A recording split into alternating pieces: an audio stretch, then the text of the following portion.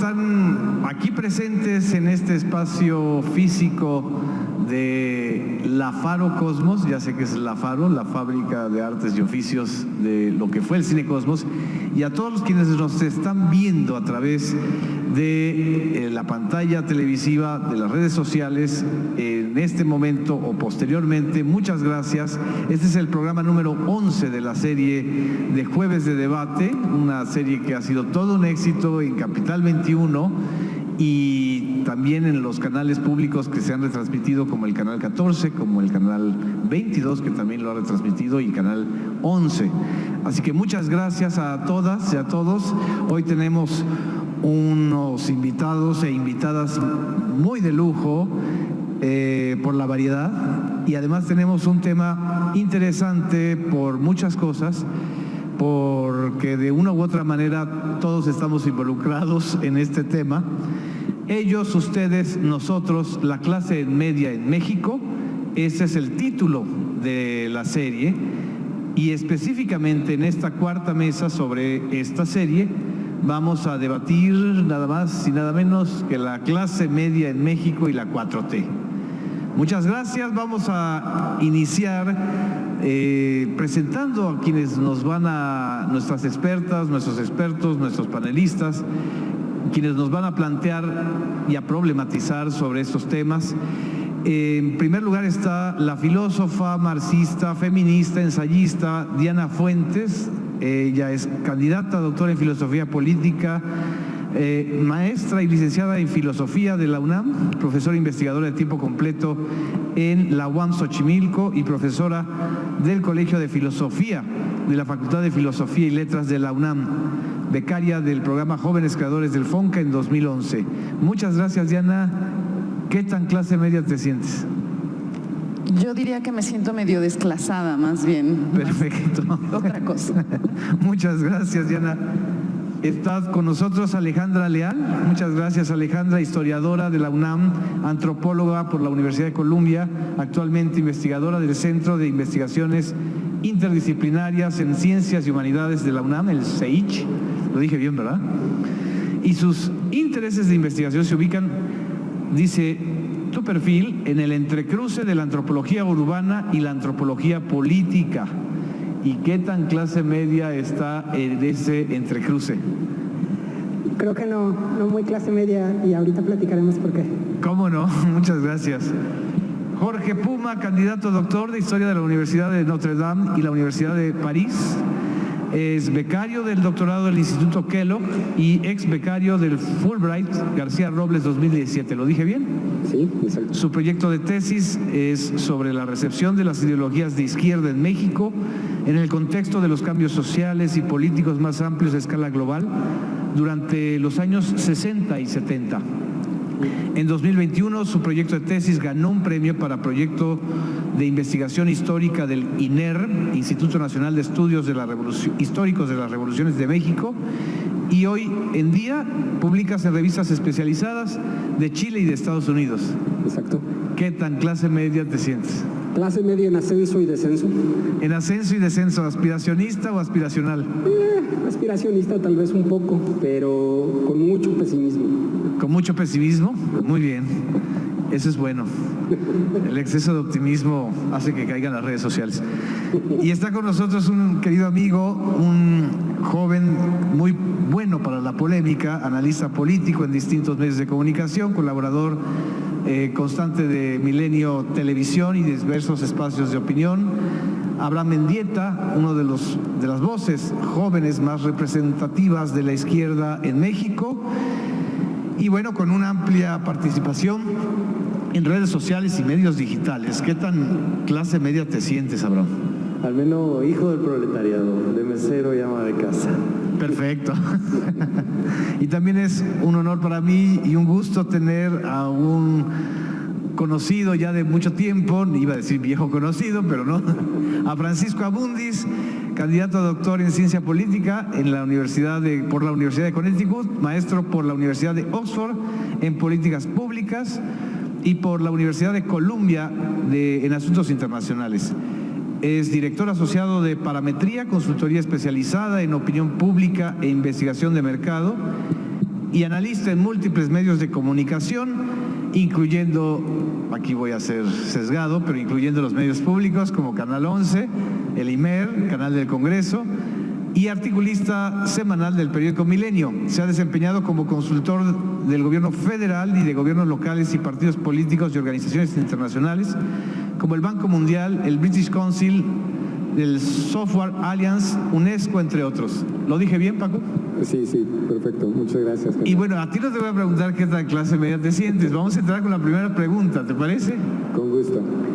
¿Qué tan conflictiva o no conflictiva desde tu perspectiva es la relación entre la clase media y la cuarta transformación? Mira, lo que me encanta de la mesa, ¿no? Gracias, Sí. Un placer compartir esta mesa contigo y con los invitados. Es el tema en sí mismo, porque es un clásico de la sociología. ¿Qué es la clase media? Es, ¿no?, de los temas más polémicos, más estudiados. Me voy a las definiciones formales, ¿no? ¿Qué dice el Banco Mundial? ¿Qué dice Naciones Unidas? INEGI le entró hace poco, ¿no? De qué es esto de la clase media, y es la construcción social tal vez más polémica. Empiezo con el concepto en sí mismo y luego hablamos de su relación con la 4T. Pero te diría que lo que me gusta es que estamos hablando de un concepto clásico y de la cantidad de variables, puesto ya en términos de ciencia política o de sociología, que cada quien ha utilizado para definirla. Me voy a la más práctica. Para la mercadotecnia es cuánto puedes consumir. Si consumes mucho o poco, depende de dónde te clasifico. Sí. Para el Banco Mundial, es la clase media más grande del mundo está en la India, porque ganan más de $500. Para INEGI, que me parece interesante que se haya metido al tema hace un par de años, depende de tu capacidad de consumo en bienes que en principio no son esenciales, ¿no? Cuánta carne consumes, que me parece una medición interesante. ¿Cuánta carne? Sí. ¿Y los veganos de clase media? ¿Cuánto gastas en cultura o divertimento? Es decir, el concepto es infinito. ¿Cuánto tiene que ver con la 4T? Y me llama la atención porque el propio presidente se metió a ese debate. Exacto. Sí, creo que tiene que ver no con un concepto y con un sujeto bien definido, sino con una tendencia. Exacto. Y te pongo un cambio, ahí sí les diría, pues es mi ventaja en la mesa, los números de qué pasó en el 18, sí. Elección de 1918, del 2018 y del 21. En el 18, la tendencia era personas de mayor escolaridad y mayor ingreso votaron por esta administración. Esa tendencia en 21 no se repitió y te diría que fue casi al revés. ¿En la Ciudad de México o a nivel federal? A nivel nacional. Sí. Ahora, esta tendencia hay que distinguir lo que piensa la población en general de lo que la gente que salió a votar. Y ahí me parece una diferencia fundamental que creo que obviamos frecuentemente. Lo que piensa el público allá afuera, sí, no es lo mismo que piensa la gente que sale a votar. Y se los recalco y se los marcaré mucho porque buena parte de la vida política de este país y del mundo se define por los entusiastas que salen a votar. Exacto. Y no necesariamente por lo que piensa la gente. Y creo que traemos una confusión en eso. ¿Esa confusión desde tu perspectiva está resuelta o no está resuelta? No, porque se les compara y entonces sacamos conclusiones de una a la otra. La población abierta, yo creo que está a favor de esta administración, la mayor parte de la gente. Lo podemos argumentar de diferentes maneras, por lo que les comunica el presidente, por temas de ayudas sociales, porque creo que ven una oportunidad en esta administración. Pero eso no fue lo que pasó en la elección del 2021. Así es. Y en particular, ahora que lo referiste, en particular en esta ciudad y en lo que era el cinturón azul del Estado de México, Naucalpan, Tlalnepantla, Coacalco, era azul, fue guinda y se hizo otra vez azul. Exacto. Y eso no tiene que ver otra vez necesariamente con el agregado de la población, tiene que ver con niveles de participación y quién está tomando las decisiones, y de ahí la importancia. O sea, yo sé que si pregunto aquí todo el mundo va a decir que sale a votar, ¿no? Es decir, todo el mundo es buen ciudadano, pero al final ¿quién sabe? Tenemos puesto en esta ciudad, claro, que solamente la mitad de la población salió a votar. Exacto. Y a nivel país salió a votar el 53%. Y en el 18 salió a votar el 63%. Y hay entidades que tuvieron 70% de participación electoral como Baja California. Álvaro Obregón, Miguel Hidalgo, sí, partes de la Cuauhtémoc. Los diferentes niveles de participación te hacen una diferencia en el ganador de la elección. Sí. Y eso es lo que a veces se nos olvida el día de la elección. ¿Estás conforme o no con tu administración, sea local, sea estatal, sea federal? Sal a votar y exprésate. Y si no, ahí sí, mensaje para el buen ciudadano, no te quejes. No Perfecto. te quejes porque yo creo que ahí tenemos una confusión entre conceptual y números que no son comparables. Lo que piensa la gente allá afuera contra la gente que decide los gobiernos, que son los que salen a votar. Aunque usted sea filósofa política, o precisamente porque es filósofa política, maestra Diana Fuentes, frente a esto que acaba de mencionar el maestro Abundis, ¿cuál es su perspectiva? Pues yo creo que quizá en un análisis electoral, en un análisis que tiene que ver con las tendencias del voto y esto, pues es indudablemente importante, pero yo creería que pensar el problema de la clase media, esta cosa tan inacible, ¿no? Tan difícil de agarrar, de conceptualizar. Los especialistas no se ponen de acuerdo qué es la clase media no se pone de acuerdo qué es ella misma, porque en realidad es un criterio de demarcación que yo creo que oculta otras cosas, ¿no? Que oculta otras conflictividades, pero pensaría que el asunto en relación en particular a la 4T tendría que ver con eso que es la clase media, si lo marcáramos en términos cuantitativos, en términos de ingresos, pues la verdad es chiquita, ¿no? Yo creería que no es tan grande como creemos que es. Si fuera solo cuantitativo, independientemente de todas las variables estas que pueda haber para tratar de delimitarla, ¿no? Pero en términos cualitativos, claro que ahí puede cambiar la cosa. Claro. Podríamos decir, yo me siento, decías, ¿qué tan de clase media te sientes? Y a la gente de izquierda luego nos cuesta trabajo decir que sí, somos de clase media. La identidad de clase media puede ser mucho mayor que la cantidad, de acuerdo a los criterios del INEGI o los criterios socioeconómicos. Exactamente. Y entonces yo creo que aquí el tema de orden político sería esos sectores que se sientan de clase media, ¿qué tan representados se ven en el proyecto de la 4T?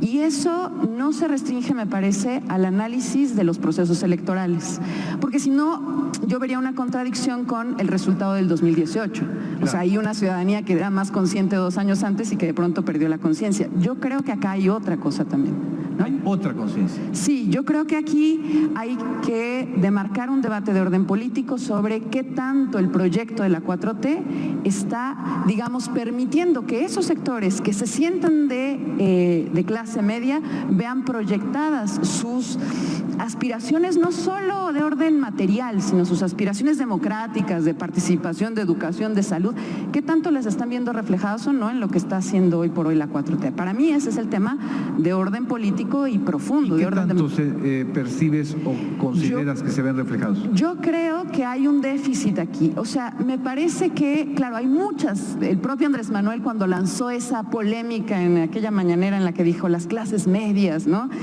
Son individualistas y moralmente criticables y demás. Bueno, yo creo que ahí tiene razón en un comportamiento arquetípico como de cierto sector de la clase media, pero las clases medias son muchas. Por ejemplo, un profesor de asignatura de la UNAM que gana 500 pesos por dar una clase a la quincena, él se identifica o ella como de clase media, ¿no? Así es.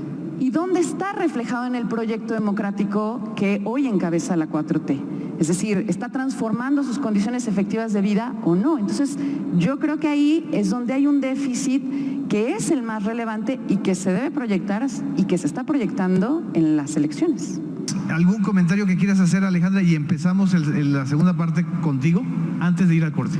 Bueno, quiero en mi intervención un poco reunir lo que se ha dicho aquí. Por un lado, creo que el problema central es qué estamos entendiendo como clase media. Exacto. Y ahí creo que Jorge le pone el dedo en el clavo cuando dice es que en realidad lo que AMLO está denunciando es a la élite. Cuando AMLO dice esos que estudian en Harvard, que son fifís, se refiere a una cosa que se llama la élite, no la clase media. Y me parece que eso puede ser muy peligroso, porque creo que la clase media justamente es el taxista y el profesor que gana 500 pesos por asignatura. Y ahí entonces la pregunta es, ¿cómo vamos a pensar a la clase media desde la izquierda y cómo la está pensando la 4T? Pues es decir, porque este país es un país, como decía Diana, que tiene una clase media chiquitita. Pues en realidad, sí, a la izquierda nos cuesta trabajo identificarnos como clase media, pero a veces nos cuesta más trabajo a aquellos que, digamos, tenemos un trabajo estable y tal, decir, pues no estamos tan en la clase media, estamos bastante más arriba en este país tan desigual. O más abajo. O más abajo los que más ganan. precarizados de lo que imaginamos. Unos muy precarizados y unos no. Unos Exacto. estamos, o sea, tenemos una situación bastante cómoda en este país. ¿Qué te parece, Alejandra? Si vamos al corte rápido y ahorita que regresemos abundamos sobre esta parte. Ahorita regresamos.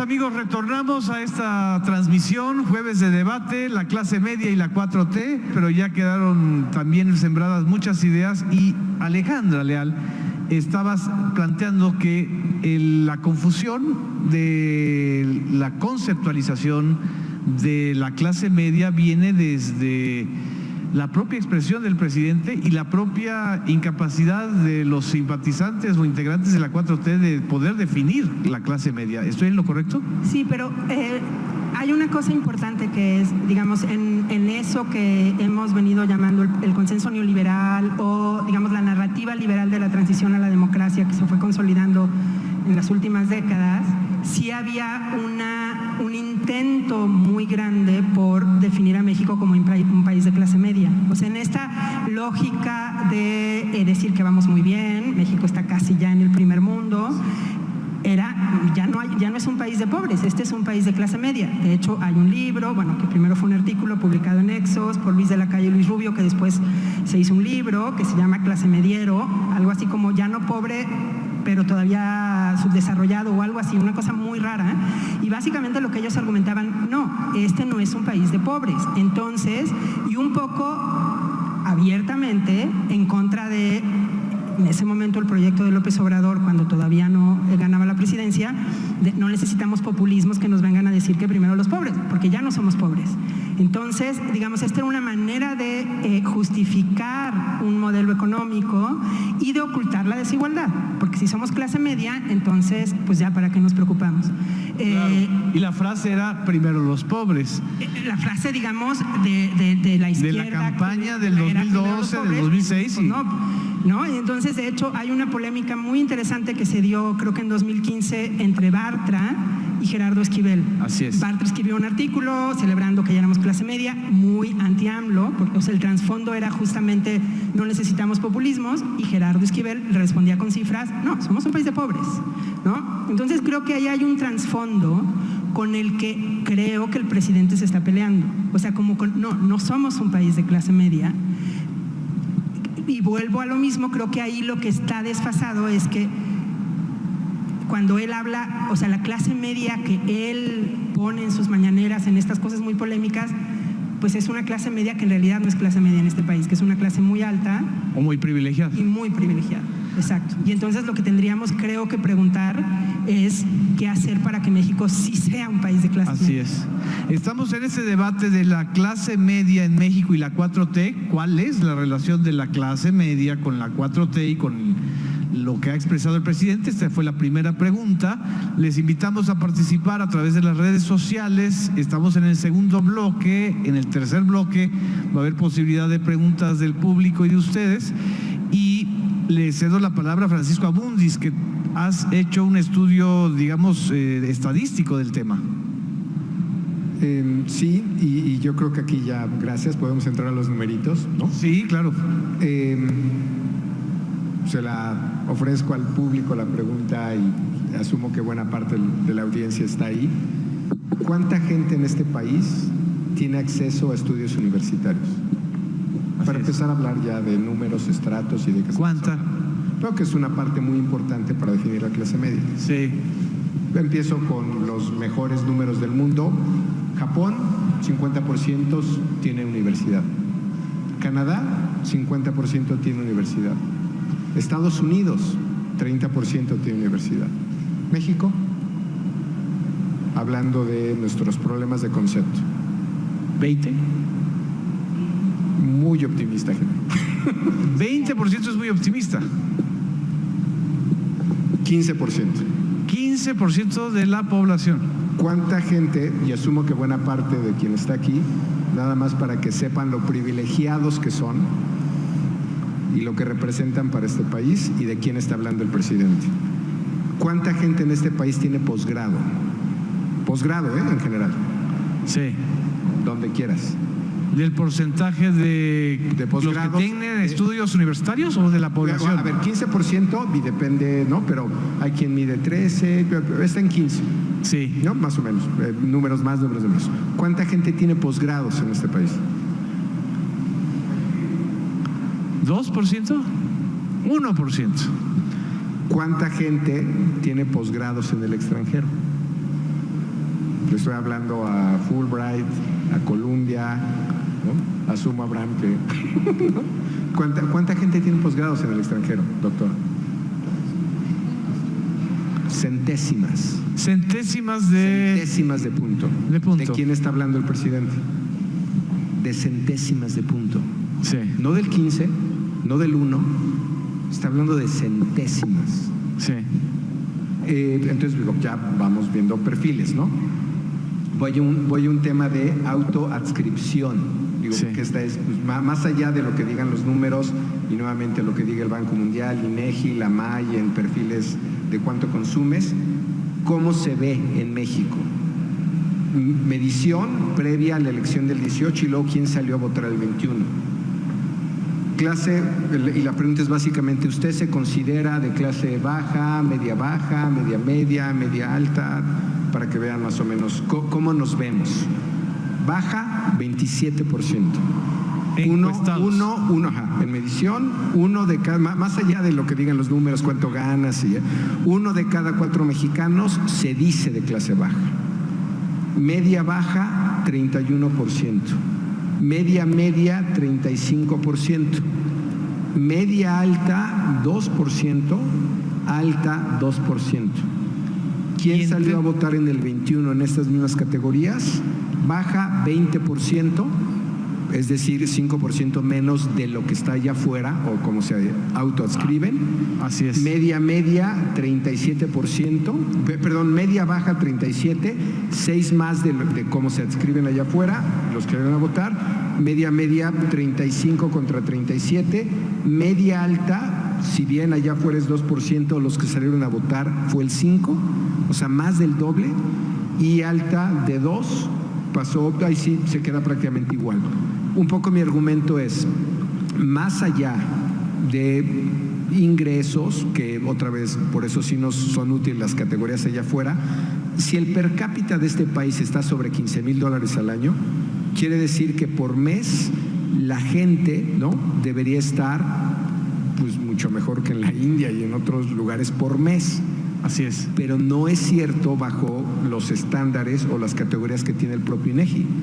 O sea, bajo las categorías que tiene INEGI, si le aplicas Naciones Unidas, Banco Mundial, prácticamente 2/3 partes de este país es clase baja. Entonces, entiendo por las cifras que estás dando, Francisco, a ver si no las entendí mal y si ustedes quieren hacer una pregunta, adelante, que entonces el problema no es la clase media, es la clase baja. Así. Es decir, salieron a votar menos porcentaje real de los que se consideran como clase baja en el país, de acuerdo a las encuestas. Así es, por un lado. Y te diría que en general no hay, lo que hacemos es salir a preguntarle a quien salió a votar, entonces ahí el margen de error se reduce muchísimo. Te lo doy respecto a los programas sociales y que me parece otro número importante, porque entonces me parece que si bien el presidente tiene un problema al ubicar su crítica o está hablando de un segmento muy pequeño, sí está acertando mucho sobre quiénes son sus beneficiarios de su política pública. Exacto. En lo personal, no son números nada más de parametría, son números del INEGI. ¿A cuánta gente en lo personal le llegan sus programas sociales? 1 de cada 4 mexicanos. Es brutal. 25% de este país le llega un programa de la tercera edad, de estudiantes, de 1 de cada 4.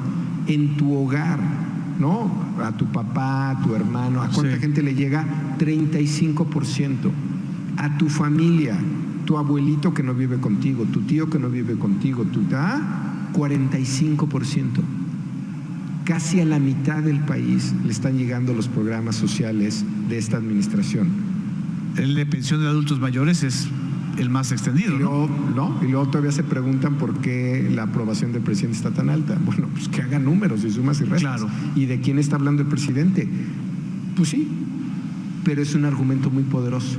Claro. Porque ese pequeño segmento de la población ciertamente concentra muchos ingresos y concentra muchos beneficios. Jorge, ¿quieres hacer algún comentario? Es que creo que es justo eso, está atacando a este sector, porque si no lo hace, si no ataca el discurso que se impulsó durante todo el periodo neoliberal, si deja en pie toda la estructura de que somos un país de clase media, no va a haber manera de que desplace a la élite que estaba en el poder y que se logre romper esta cadena de desigualdad y que se hagan evidentes el sistema discriminatorio en el que vivimos, las explotaciones que están ahí.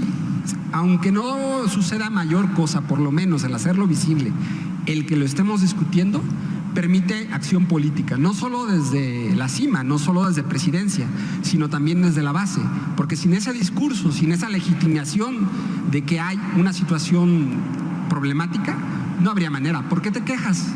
Si vamos a llegar a la clase media, dedícate a trabajar, no hagas más, no hagas solas, lo vas a lograr con el esfuerzo. No sucede. En cambio, si tenemos un discurso que permita la acción política, como sucede con la Cuarta Transformación, entonces podemos irnos a la huelga. Entonces podemos exigirle al Estado y al patrón que respondan a los problemas. Podemos decirle a la universidad, no voy a trabajar por 500 pesos, ¿no? El profesor de asignatura puede pedirlo. Si no estuviéramos en esta situación, no serían evidentes, ¿no? Abraham, te estoy viendo muy intenso. Tú, es que éntrale. Nosotros tuvimos un problemón después de la crisis de la hipoteca subprime para definirnos y al final acaba siendo un problema de identidad política. Y yo recuerdo cómo los movimientos, sobre todo juveniles del sur de Europa, tuvieron que usar un concepto teórico que era como bastante vago en su definición, que era el tema del precariado. Porque no había manera de definirse como proletario, era algo completamente alejado a la realidad del sur de Europa en el siglo XXI, pero tampoco era ni mucho menos algo más que un trabajador sin derecho, que era el verdadero problema, ¿no? Y lo único que daba cohesión al precariado como identidad colectiva era la falta de certeza, ¿no? La incertidumbre permanente en la que jóvenes universitarios que habían tenido mejores oportunidades que sus padres para formarse, jamás en la vida, como decía la compañera, podrían aspirar siquiera a comprarse un terreno o a comprarse una vivienda, ni tras 40 años de ahorro, ni mucho menos acceder a crédito bancario, ¿no? El neoliberalismo rompe el elevador social. Incluso los que tuvimos más oportunidades que nuestros padres, formativas, de viaje, de estudio, tenemos muchas menos capacidades económicas para poder acceder a derechos fundamentales como el de la vivienda, ¿no? Pero digo todo eso porque se me hace que con lo que se está peleando el presidente en la conferencia es con lo que la clase media es. Y eso es un problema y en la cotidianidad del debate político no lo diría, porque creo que el debate político que habla el presidente en la cotidianidad es útil para confrontar. En un espacio de reflexión sí creo que genera problemas que el presidente se esté peleando con lo que la clase media es y no con la falsa noción ideológica que hay detrás del concepto de clase media. Reitero, amplísimos sectores de la sociedad se sienten clase media. ¿Por qué? Porque la ideología neoliberal te dice que si tú eres pobre, eres un fracasado porque el pobre es pobre porque quiere, porque todos estos conceptos que el neoliberalismo repitió durante 40 años y permearon en lo social. Bueno, tú no puedes asumir esa identidad. ¿Por qué el presidente se pelea con lo que la clase media es en sí y no con la construcción que se hace con la carencia del acceso a derecho? No lo termino de entender y además nos genera un problema generacional, reitero, porque el elevador social está roto. Y creo que lo único que puede definir el momento post-neoliberal como un momento político distinto es la restauración del elevador social. Eso es lo único que puede definir un antes y un después en el modelo neoliberal, que se arregle el elevador social solamente.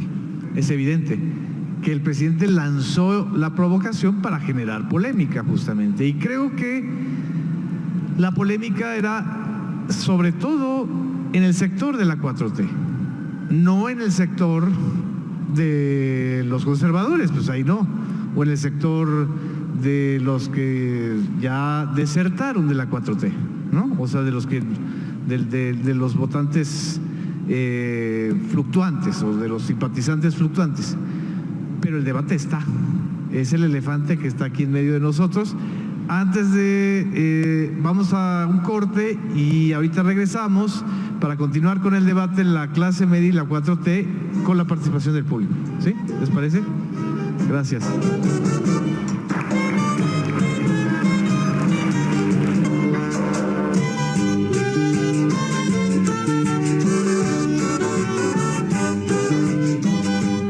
Continuamos en Jueves de Debate, aquí en Capital 21 y en los medios públicos mexicanos.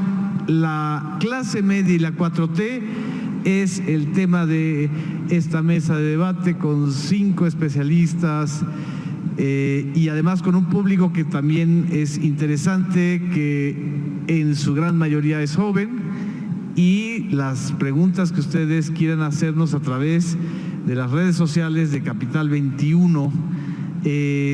Tenemos al primero que va a preguntar, que es Diego. Adelante, Diego. Hola, buena tarde. Mi pregunta es una generalidad. La clase media y la 4T puede ser una construcción wannabe, maleable por las distintas fake news expuestas por los medios tradicionales. Gracias. ¿La clase media es una construcción mediática, una fake news o algo? Abraham. Sí, pero no es culpa del presidente, es culpa de los que hemos fallado a la hora de traducir al presidente a los distintos sectores de la sociedad. Siento que los que hemos hecho un trabajo comunicativo, militante, activista, con el corazón, hemos fracasado a la hora de traducir el mensaje que el presidente da a su base social, nosotros traducirla a los distintos sectores de la sociedad. Ahí yo creo que tenemos desde la Cuarta Transformación que hacer una crítica muy grande. Efectivamente hemos dejado toda la carga comunicativa sobre la espalda del presidente y el presidente le habla a su base social. Y está bien, pues si es quien lo ha llevado durante décadas y acompañado en el proceso político en el que está y que hoy lo llevó a ser presidente de la República. Sin embargo, sí creo que desde los amplios sectores que estamos en el espectro comunicativo por parte de la Cuarta Transformación, hemos fracasado a la hora de explicar esa idea que es muy sencilla. El combate a la desigualdad nos beneficia a todos, desde el primero hasta el último. Y creo que en ese ejercicio, y lo voy a decir con mucho respeto, pero también necesitamos traidores de clase. O sea, también necesitamos desertores en la élite que expliquen por qué el combate a la desigualdad beneficia desde arriba hasta abajo. Yo creo que la gran enseñanza del peronismo a la izquierda latinoamericana es que sin desertores de clase y sin seducir a la élite no hay espacio para construir políticamente en determinados sectores. Yo sí soy un convencido de que necesitamos hablarle incluso a las clases altas y confrontar ideas con algunos sectores de las clases altas que pueden llegar a ser progresistas, que en algún momento, como decía el compañero, llegaron incluso a votar por la izquierda, ¿no? Creo que ahí sí hemos perdido ese diálogo, esa interlocución con determinados sectores de la sociedad. Y reitero, el presidente hace su tarea, gobierna y le habla a su base social. Creo que hemos sido el resto de simpatizantes, incluso público, de la Cuarta Transformación, lo que no hemos traducido correctamente eso. Y por eso la clase media, especialmente urbana, que se siente muy informada, al igual que se siente clase media, le inciden mucho más las noticias falsas. Fíjense que creo que tuvimos un logro muy importante como sociedad, tuvieron, porque yo no estaba aquí todavía, con el Yo Soy 132, decreció por completo la credibilidad y la legitimidad de las grandes televisoras en este país. ¡Chin! No puede ser que la vayan a recuperar simplemente por torpeza comunicativa de quienes ahora están en el ejercicio de lo público. ¿Sientes que la están recuperando? No, pero siento que en determinados sectores urbanos están volviendo a incidir y es lo que me sorprende. Beca, adelante. Y si quieres direccionar la pregunta hacia alguien del panel, adelante. Ok, hola, buenas tardes. Es más bien para todos. ¿Por qué creen ustedes que los que se sienten clase media son incapaces de digerir que la meritocracia no existe? ¿Son incapaces de digerir qué? Que la meritocracia no existe. ¿Por qué creen ustedes que los que forman parte de la clase media les cuesta trabajo aceptar que la meritocracia no existe? Si quieren yo... Alejandra. Bueno, primero, no sé, o sea, es una pregunta que habría que ver otra vez quién es la clase media, ¿no? O sea, regresar a que estamos hablando de estratos muy distintos, con posiciones distintas, pero creo que tu pregunta va a ese consenso neoliberal que es el que, digamos, ahora toca desmantelar y construir un proyecto nuevo en el que esa, la ideología de la meritocracia, que está muy relacionada a el pobre es pobre porque quiere, realmente, digamos, se convirtió prácticamente en un sentido común. ¿Qué es meritocracia, Alejandra? Meritocracia es la idea de que los que triunfan, los que tienen buenos trabajos, los que tienen buen ingreso, lo hacen por su propio esfuerzo y no por las condiciones de base. Exacto. La cultura del esfuerzo, ¿no? Digamos. Exacto. Los que trabajan la hacen, los que no la hicieron es porque no trabajaron. Y entonces eso justamente borra lo que yo decía, que es pues que hay una serie de condiciones estructurales que marcan quién va a tener acceso a buena educación, salud, etcétera, que le va a permitir entonces, digamos, tener una mejor posición. Creo que, digamos, hay que deshacer esa ideología y creo que eso va un poco a la pregunta que hacía Diana. Digamos, ¿qué es lo que se está haciendo en las bases para pensar, para construir otra narrativa, digamos, de la sociedad y del pacto social, ¿no? Y un poco también lo que decía Abraham, de lo que se trata es de recuperar ese elevador social, que no es por la meritocracia, sino por la redistribución, ¿no? Por la cual se logra una mejor sociedad. Vamos a ir a un corte. Antes de... Está César que quiere hacer una pregunta, pero ¿qué te parece si vamos al corte, César? Y regresando para que vayamos de corrido. Ahorita regresamos, no nos dejen en la mesa de debate del jueves de debate, la clase media en México y la 4T. Gracias.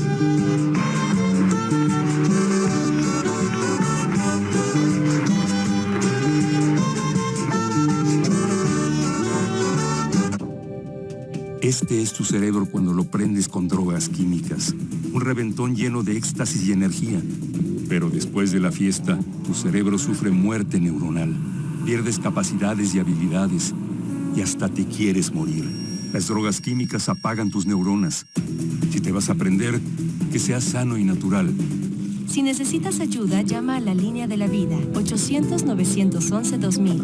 Para vivir feliz, no necesitas meterte nada.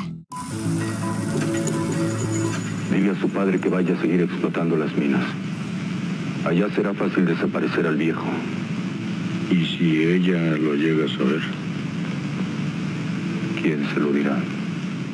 Cinema 14 presenta Pedro Páramo, el hombre de la media luna. Jueves, 23:35 horas. Canal 14. Tus causas, tu canal.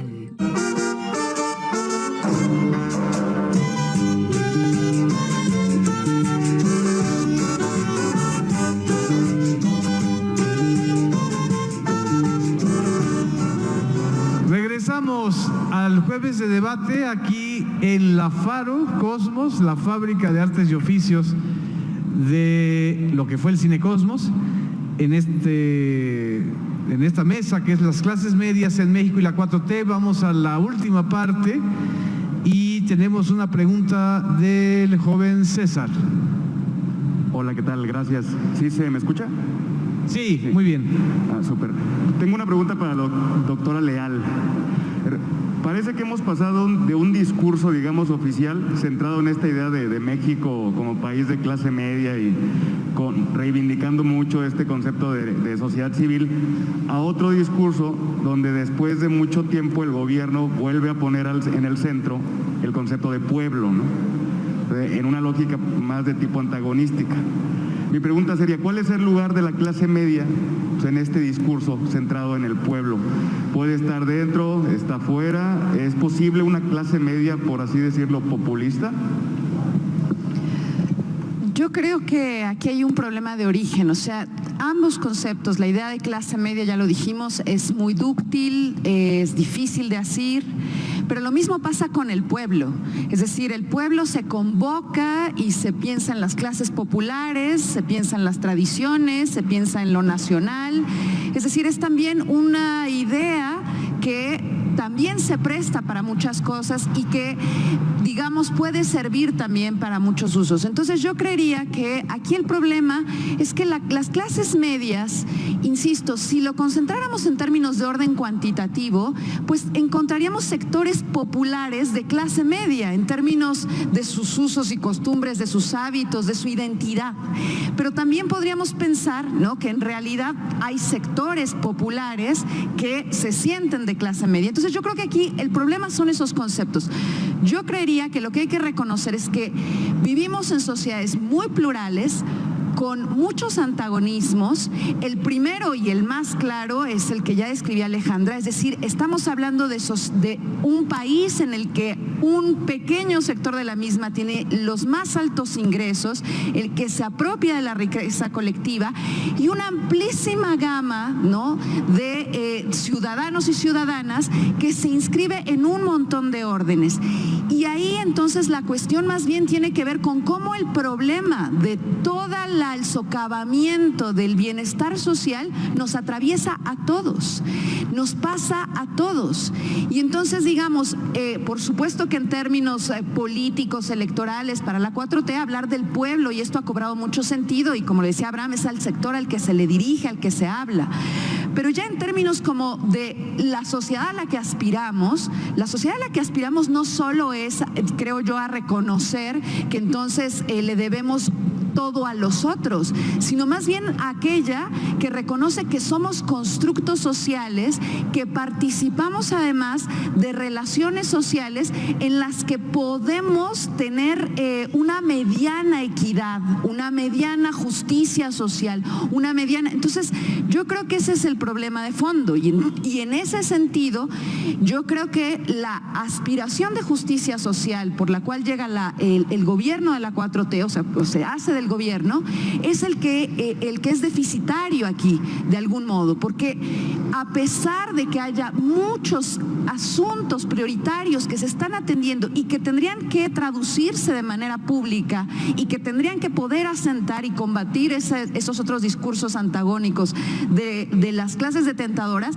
de todas maneras me parece que no se está profundizando en procesos que conduzcan a una sociedad cualitativamente más igualitaria, cualitativamente más justa, en donde digamos, no, la UNAM no es Harvard, perdón, pero no, la UNAM es el producto de la historia de México, de su revolución, de sus clases incluso también conservadoras, y ahí siguen llegando sectores de la población populares que tienen todavía un mediano posibilidad de ascenso social, todavía. Entonces no somos equiparables a lo que sucede en Europa y a lo que sucede en Estados Unidos.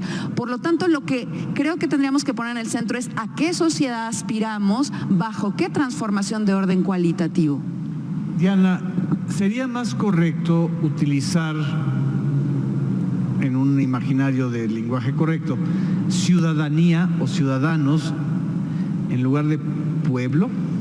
Pues yo creo que atiende, nos permitiría observar otras cosas, permitiría ver, sí, por ejemplo, antagonismos. ¿Por qué no reconocer que las sociedades somos antagónicas? Claro. ¿No? ¿Por qué no reconocer que podemos ser incluso ideológicamente opuestas, pero que eso también abona de alguna manera una vida democrática, ¿no? Este discurso de, es que no hablemos de clases porque nos confronta. No, lo que nos confronta es la desigualdad, lo que nos confronta es la injusticia, lo que nos confronta es esto.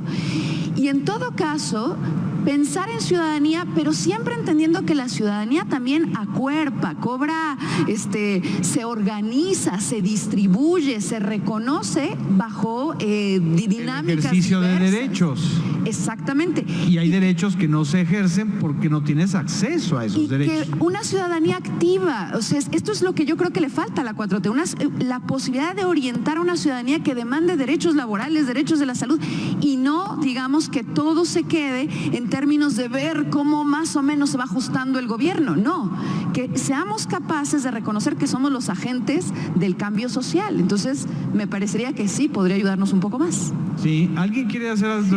Alejandra. Yo quería decir algo al respecto de sociedad civil y pueblo, y regreso un poco a lo que ya he estado diciendo, y es que también como parte del consenso neoliberal hubo una idea de sociedad civil, digamos, que se hizo hegemónica, que era bastante limitada, despolitizada, etcétera.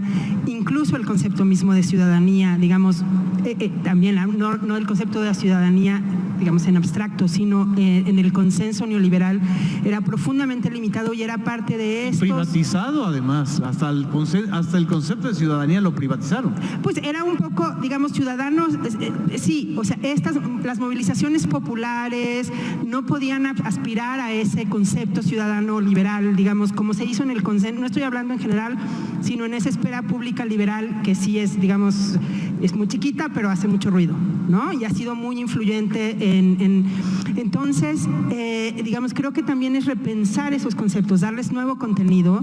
Me parece que, digamos, que el presidente haya puesto al pueblo otra vez al centro es una cosa importante, porque vuelve a poner el tema de la desigualdad, que sí, me parece también que es importante pensar que la desigualdad es digamos, el mundo se está haciendo más desigual, pero Latinoamérica es especialmente desigual. O sea, estamos hablando de sociedades históricamente profundamente desiguales y hay que pensarlas en su especificidad. Entonces, es importante poner el concepto de pueblo, pero me parece que una de las limitaciones del presidente es que su concepto de pueblo es precisamente no abona a una, digamos, movilización ciudadana autónoma.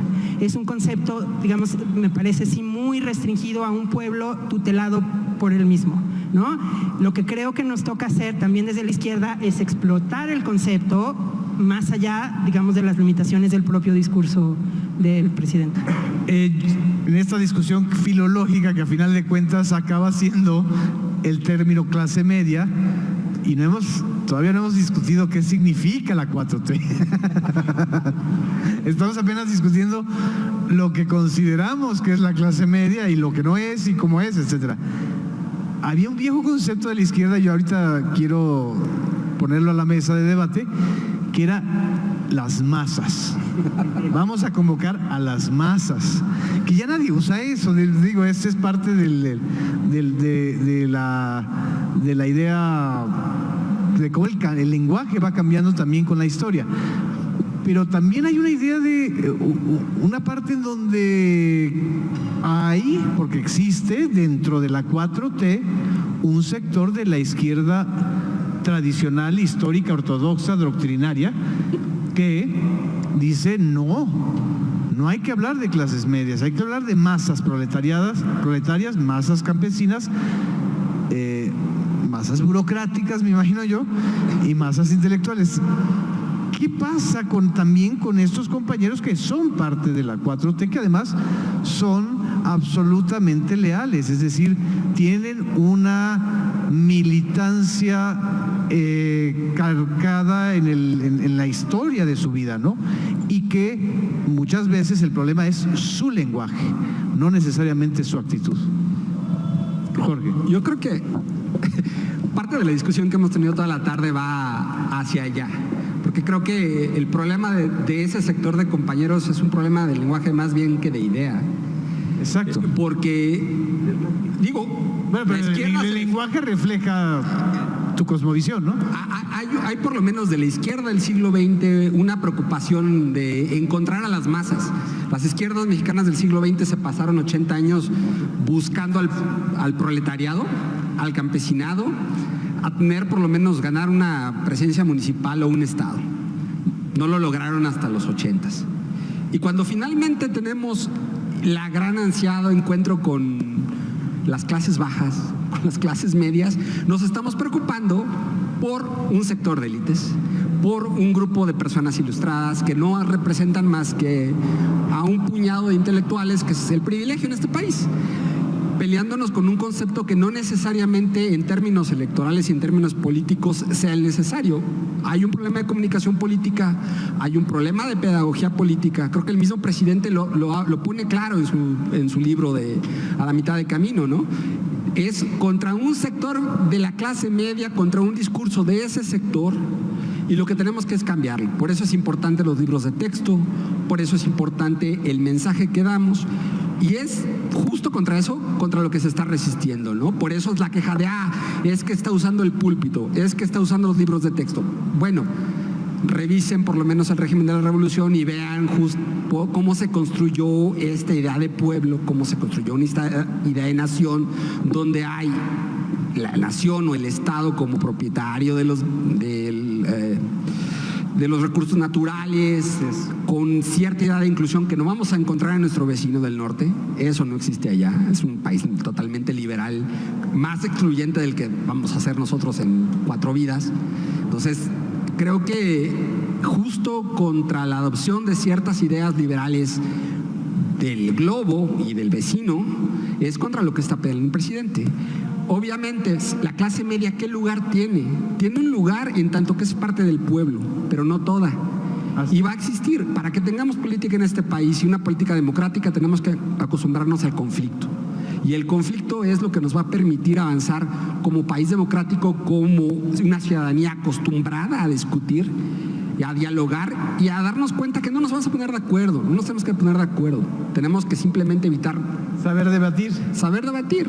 Así es, Jorge. Nos quedan 3 minutos, pero esta pregunta que llegó por YouTube parece ser la síntesis y les invito a una reflexión de medio minuto, una reflexión.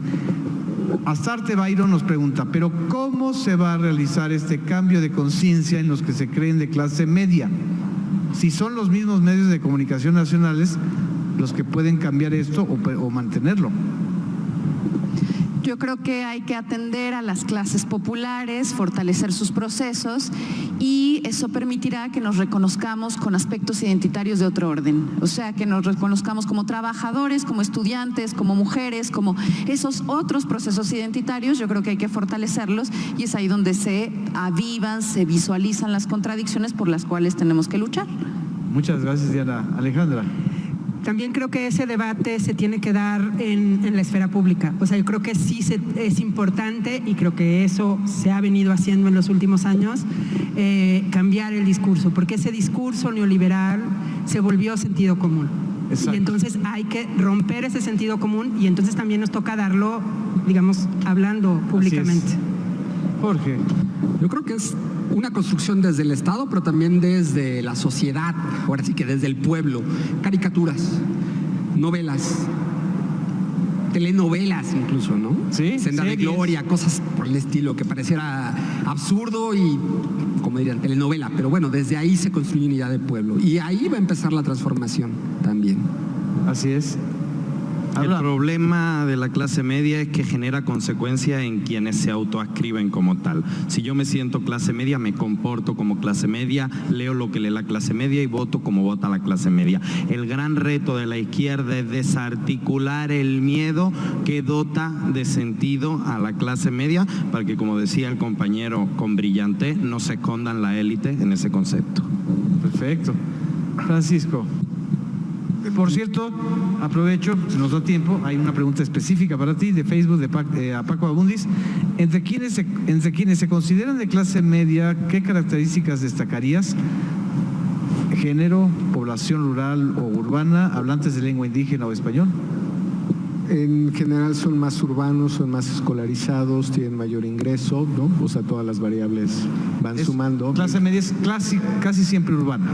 Siempre urbana. Sí, digamos, sí, pues el 85% de este país es, no estaría en esa categoría urbana o semiurbana, ¿no? Así es. La parte rural en términos de población o de territorio.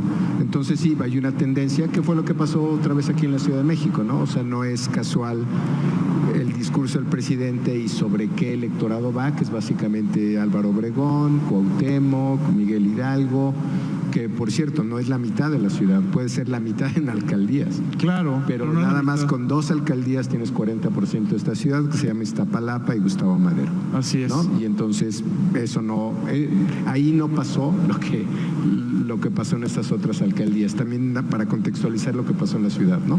Así es.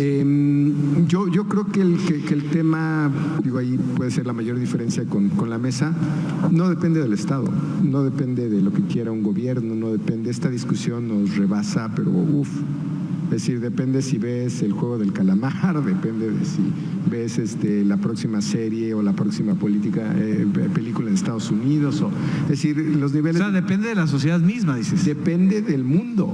O sea, creer que estamos en una discusión chiquita y creemos, sí, somos un país más racista, somos un país más desigual, de ahí venimos, pero esta discusión es universal, la desigualdad es universal. Así es. Se nos terminó el tiempo, perdón.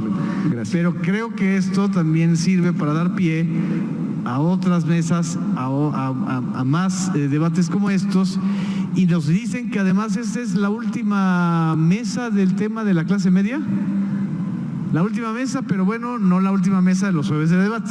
Así que muchísimas gracias a ustedes que están ahí, aquí sentados con nosotros, a quienes nos están viendo a través de las redes sociales y de los canales públicos de la televisión mexicana, y sobre todo a nuestros panelistas, a nuestras panelistas, muchas gracias. Buenas noches, nos vemos pronto. Gracias.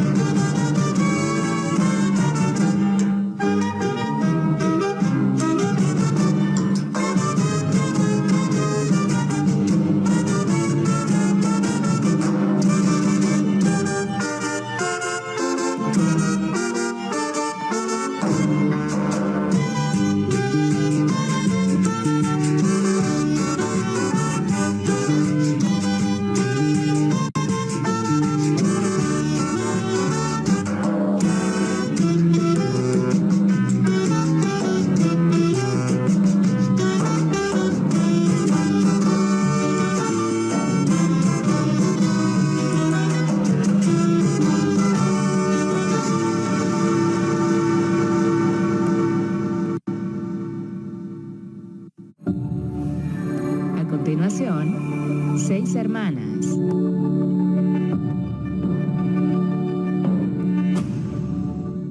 Clasificación B. Adolescentes.